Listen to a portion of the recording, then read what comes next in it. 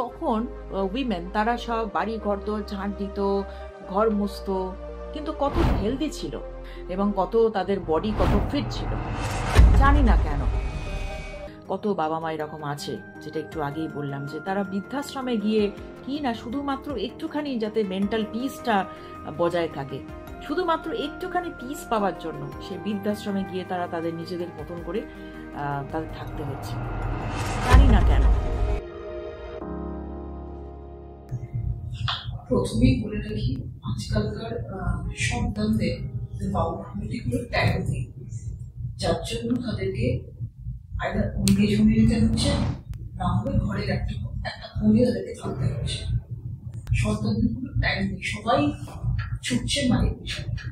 যে বাবা মা, যেটা ভীষণ স্যাড, এটা আমরা নর্মালি দেখছি, স্যাড তো নিশ্চয়, যে বাবা মা তাদের সবকিছু দিয়ে সন্তানকে বড় করেছে, সেই সন্তানদের আজকে তাদের সময় পায়, সময় বড় অভাব। তাদের আবার যারা সন্তানরা রয়েছে তাদের থেকেও তাদেরকে মানে তাদের ঠাকুমা দাদু গ্র্যান্ড প্যারেন্টসদেরকে থেকে দূরে করে দেওয়া হয়েছে। কিন্তু সব থেকে বড় কথা এটা তারা বোঝে না যে এই বয়সটা কিন্তু তাদেরও একদিন আসে। আজকে তারা দূরে ঠেলে দিচ্ছে, কিন্তু তারাও কিন্তু একটা টাইমে এই টাইমটাতেই তারা আসবে। ঠিক ঠিক। আবার অনেক সময় দেখা যায় সেটার সংক্রান্ত বলবো খুবই কম, যে বাবা মারা মানিয়ে নিতে পারে না ছেলে বা বৌমা, অনেক সময়, কিন্তু সেটা আমি বলবো পার্সেন্টেজ অনেকটা কম। তো ম্যাক্সিমাম হয় ছেলে বা বৌমা পরিবারে যারা আছে বয়স্ক মানুষদের সঙ্গে তারা ম্যাচ করতে পারে না, মেন্টাল বা মরাল ভ্যালু হোয়াটএভার তারা ম্যাচ করতে পারে, যার ফলে তারা তাদের মধ্যে একটা দূরত্বের সম্পর্ক তৈরি হয়। ডিস্টেন্স তো এইভাবেই ক্রিয়েট হয়, মেন্টাল ডিস্টেন্স এইভাবেই ক্রিয়েট হয়। পয়সার পিছনে আমি দৌড়চ্ছি, খুব ভালো কথা, কিন্তু আমি কোনো সময় কাউকে দিচ্ছি না। সে আমার বাবা মা, এমনও হয় যে সন্তানদেরকেও সময় দিতে আমরা ভুলে যাচ্ছি।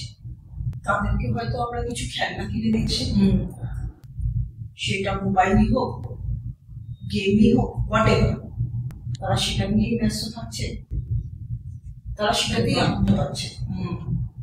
কিন্তু মা বাবা যদি নিজস্ব টাইম তাদের নিজের মা বাবার সঙ্গে বা সন্তানদের সঙ্গে যদি স্পেন্ড করে না, এত প্রবলেম ক্রিয়েট হয় না। মানে যেটাকে আমরা বলি একটা কোয়ালিটি টাইম স্পেন্ড করা। কোয়ালিটি টাইম, যে আজকে আমার বাচ্চার সঙ্গে আমি কোয়ালিটি টাইম দিলাম। কোয়ালিটি টাইম মানে কি, তাকে নানান রকমের জিনিস শেখানো, এক্সপোজার করানো। শুধু টয়েস দিয়ে তো একটা বাচ্চাকে ঘোরানো যায় না।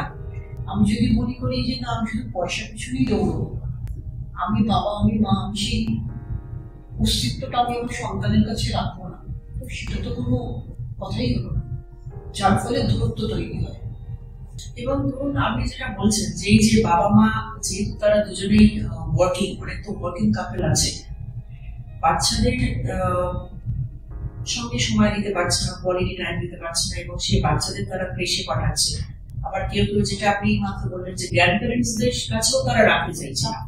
কিন্তু ইন দ্যাট কেস বাচ্চারা তো তাহলে খুব বলবো যে ডিমোটিভেটেড হয়ে যাচ্ছে। ওরা তো ওদের মধ্যে তো অ্যাডামেন্ট নেচার গ্রো করছে ছোট থেকে, কারণ ওরা তো সেই ভালোবাসা পাচ্ছে না, একটা বাবা মা যে ভালোবাসা এবং একটা গ্র্যান্ড প্যারেন্টস এর যে ভালোবাসা রয়েছে, তারা তো ভালোবাসাটা সব থেকে বড় কথা, ফ্যামিলি কি জিনিস সেটাই যাচ্ছে না। এক্স্যাক্টলি, ফ্যামিলি কি জিনিস সেটাই যাচ্ছে না। বাবা মা ঠাকুমা দাদু একটা ফ্যামিলিতে সবার দরকার। Very true. মানে একটা সেলফ সেন্টার্ড মেন্টালিটি তৈরি হচ্ছে সেই থেকে। ওখান থেকেই একটা সেলফিশ একটা যে নেচার সেটা ক্রিয়েট হচ্ছে। একদম বাবা মা ওল্ডেজ হোমে চলে যাচ্ছে, ছেলে মেয়েরা তাহলে নিজেদের একটা জগৎ করে নিচ্ছে।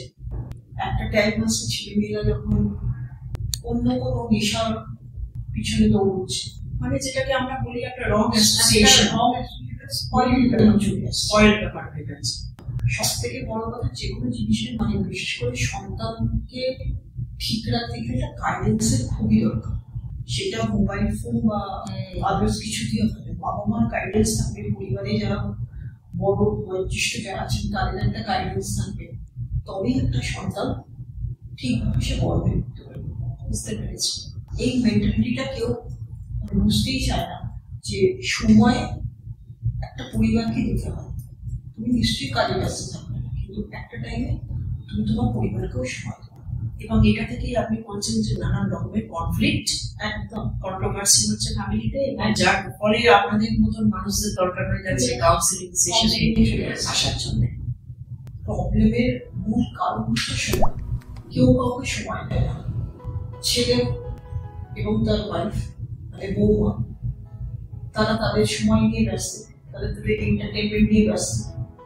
পরিবারে যে দুজন ওল্ড এজ পার্সন আছে তাদের দিকে ফিরে তাকাবো তাদের সময় হয়।